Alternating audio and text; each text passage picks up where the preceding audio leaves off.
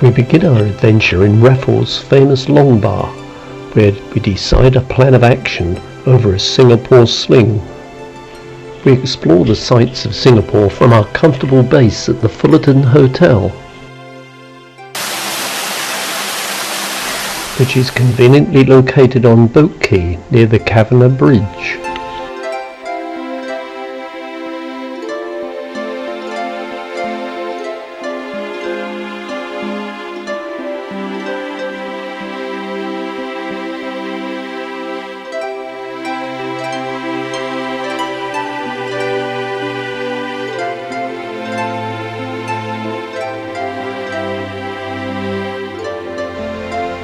We climb aboard the cable car for a scenic trip to Sentosa Island,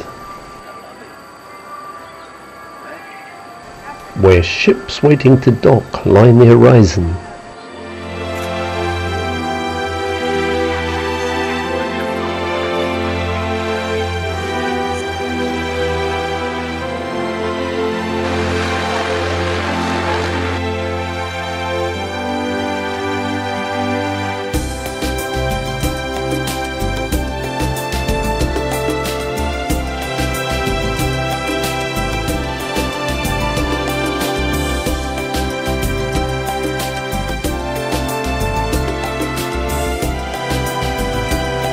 The famous walk-through tube under the Sentosa Aquarium is an amazing experience.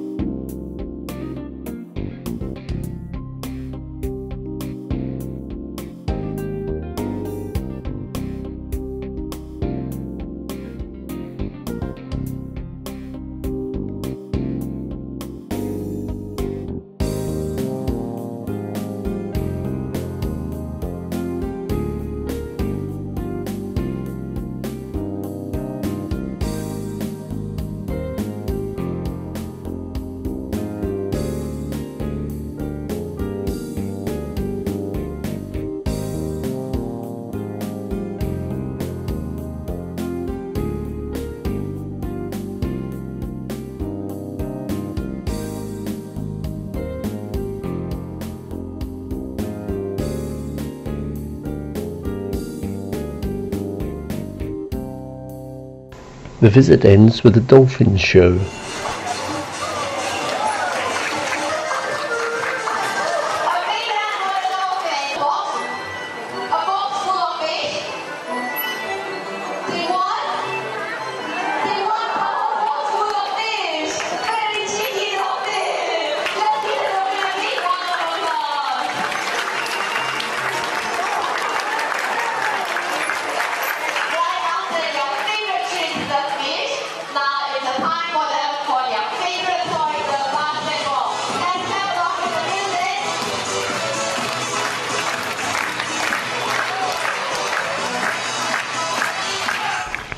Then we make our way back on another cable car.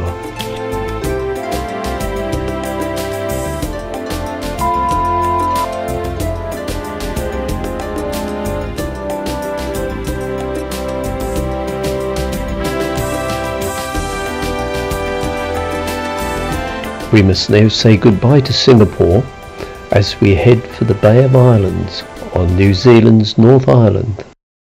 From our vantage point above the town of Pier, we can look across to Russell, the old town that was once the capital of New Zealand. We boarded a ferry to Russell and then climbed to the top of Flagstaff Hill. This flagstaff was raised by the British, but chopped down on several occasions by the Maori as a protest. The beautifully preserved town of Russell has a pretty little church and a maritime museum housing a 1/5 scale replica of Captain Cook's ship the Endeavour. We head off towards Kawakawa before visiting some local waterfalls.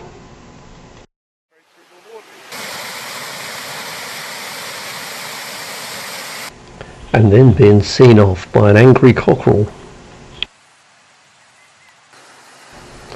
I just can't resist an old railway train, even if it is diesel.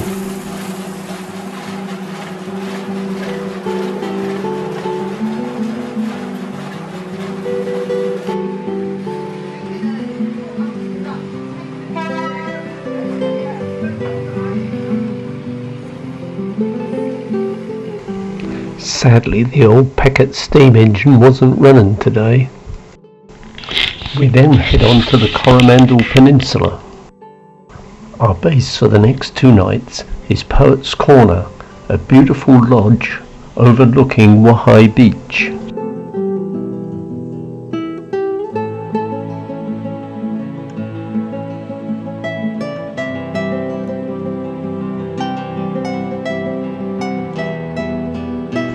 Close by is Hot Water Beach, where if you dig a hole in the sand you can produce your own jacuzzi, fed from hot water springs just below the surface. The local shop will even hire you a spade to do the job.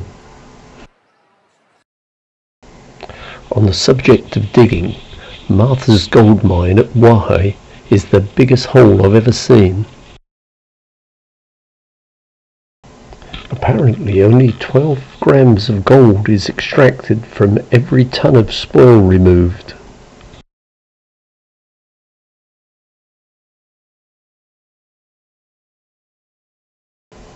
This huge caterpillar grader looks like a dinky toy making its way out of the excavation.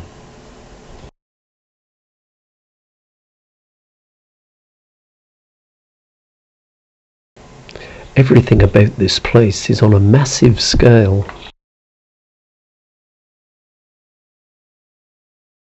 Do you think they just struck gold? As we leave the Coromandel heading for Rotorua, we have to plough through some floodwater. Our first stop is the Agrodome to see the celebrated sheep show.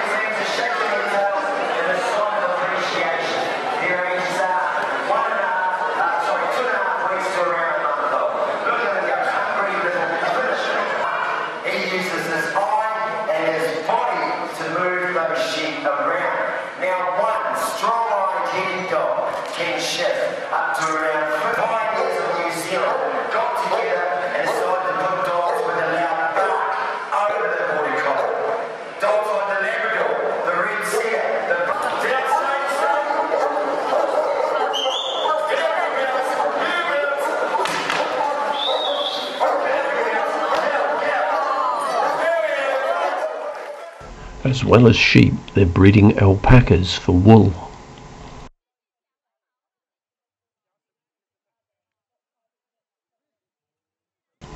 It's amazing, I know, but wherever I go, I seem to find a steam engine.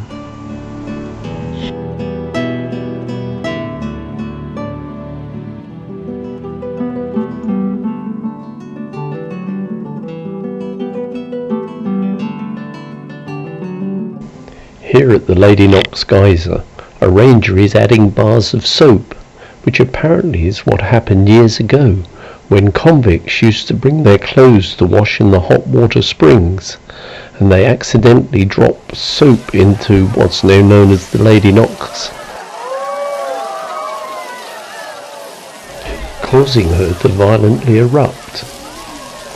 As you can imagine, this scared the bejeepers out of them, and it took them some time to recover their garments which had been scattered.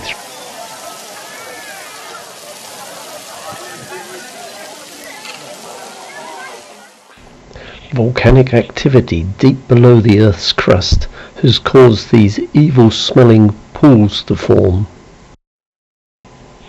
The water is between 60 and 80 degrees centigrade, and various chemicals released from the rock cause these strange colours to form.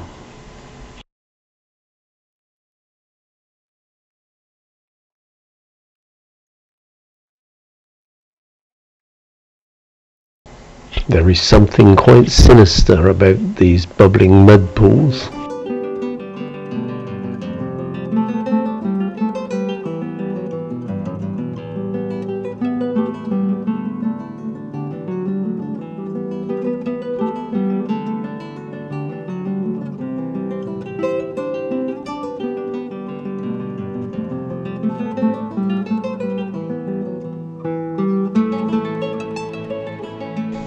Energy just seems to be oozing from the ground everywhere.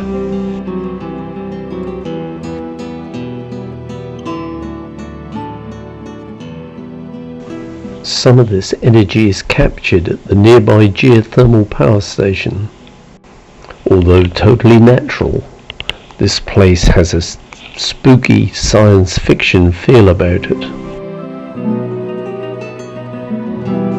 We then watch the jet boats speeding their way towards Hookah Falls.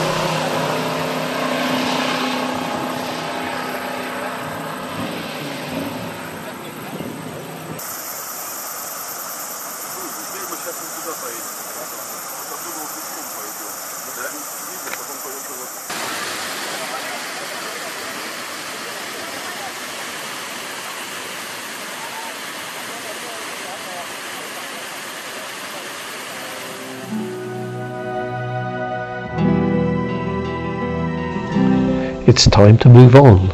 Leaving North Island, we arrive in Blenheim on the north coast of the South Island.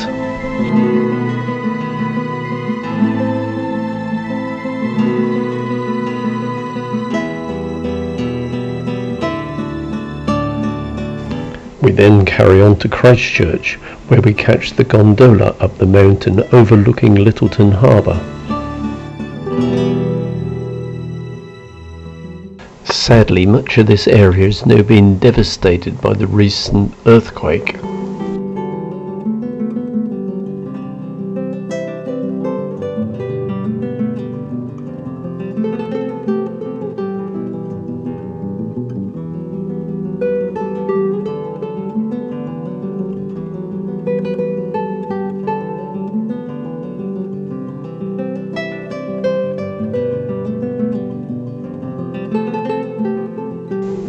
In the distance you can see the Lyttelton time ball station. Again, sadly, this has been almost completely destroyed by the earthquake.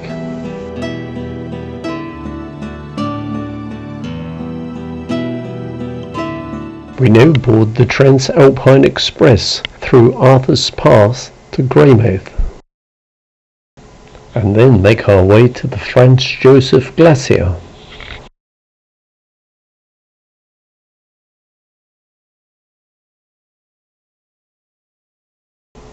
It's difficult to imagine that this vast river of ice is gradually inching down the mountain.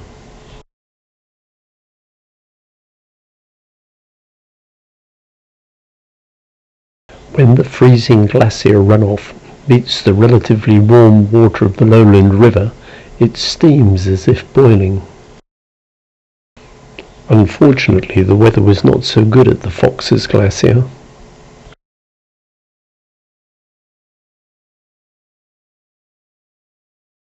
For some bizarre reason, At Bruce Bay, tourists write messages on stones and leave them among the driftwood on the beach.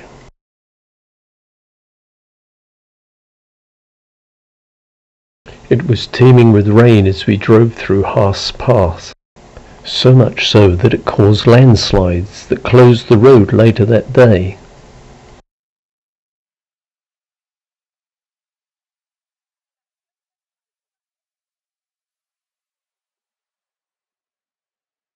Beyond the pass, we arrived at Lake Wanaka in beautiful sunshine. Between Wanaka and Queenstown is the oldest pub in New Zealand. This bridge just outside Queenstown is the home of bungee jumping, where this bizarre sport first began.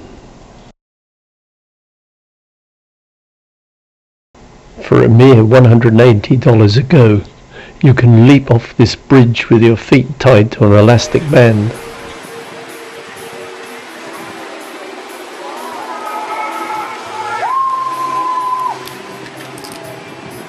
Naturally, Pri was eager to try.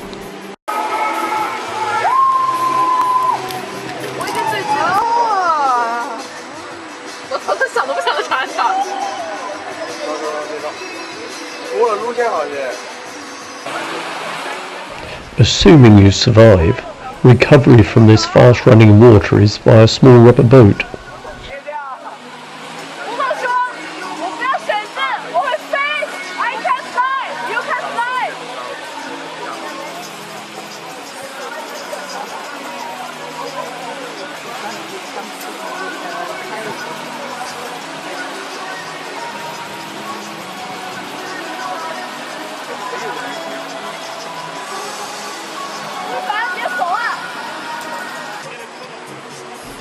Not everybody is convinced that this is a good idea.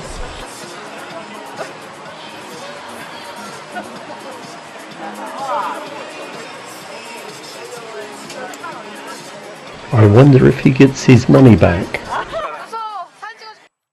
With all 4 feet firmly on the ground, these sheep are queuing for a haircut. Here on the road to Milford Sound, it's easy to see why the Maori people called New Zealand the land of the long white cloud.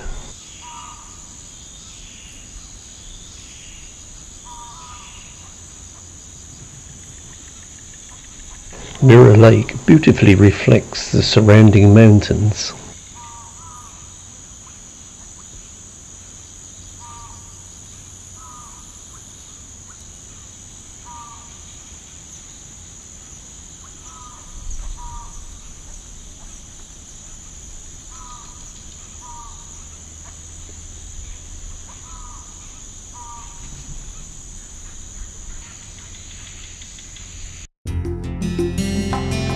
Mitre Peak is invariably shrouded in cloud.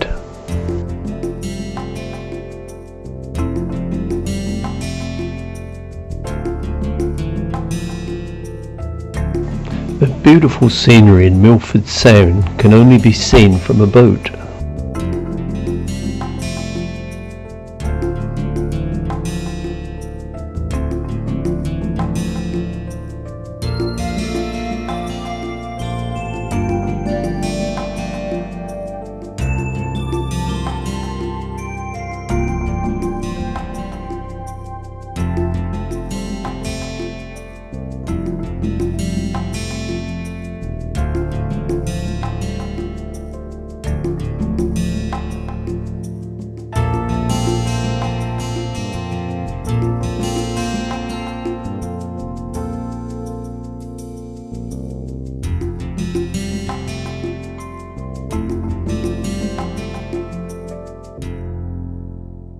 On the way back we saw this cheeky Kia bird who's just looking for mischief.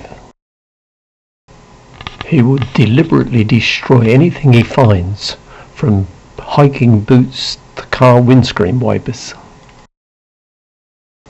The Kia has most beautiful feathers, but his long hooked beak can do untold damage.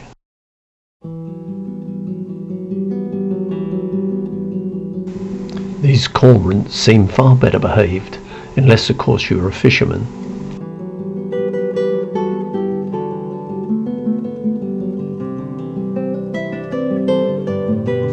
Sadly, the dear old Kingston Flyer has been mothballed.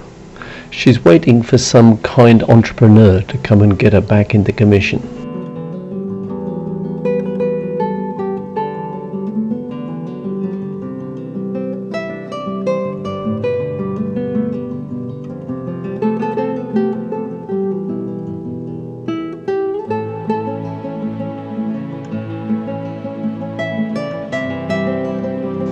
Everything still appears to be in working order. She just needs a lick of paint and a drop of oil here and there.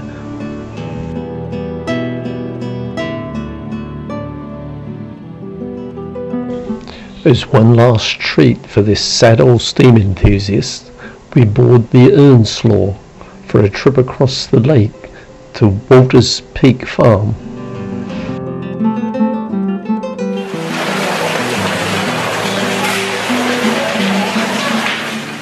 TSS Earnslaw was launched in 1912 and her original engines still plough across the lake.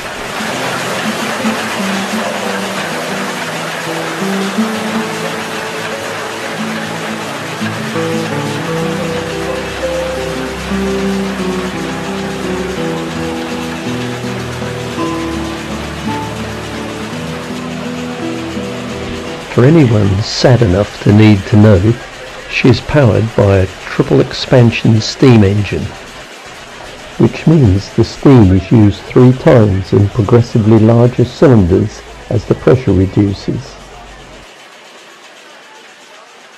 Spent steam is then condensed and returned to the boiler via a small steam pump.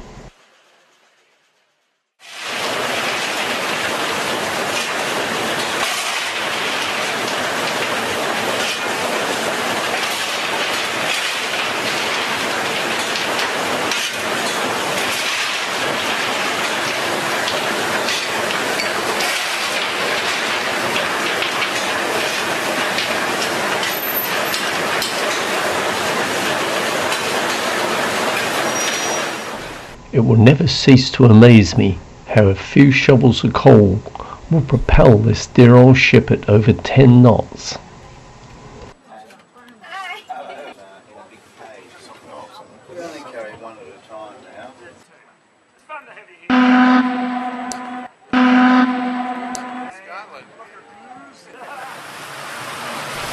Just to remind us that Queenstown is the adrenaline capital of the world, we took one last look at the jet boats.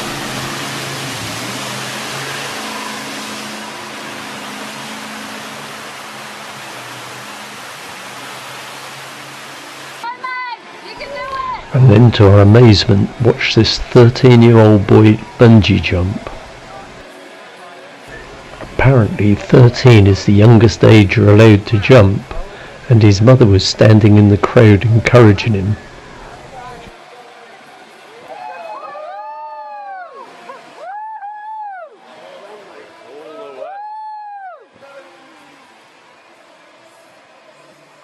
Personally, I'll take home memories of a more sedate activity.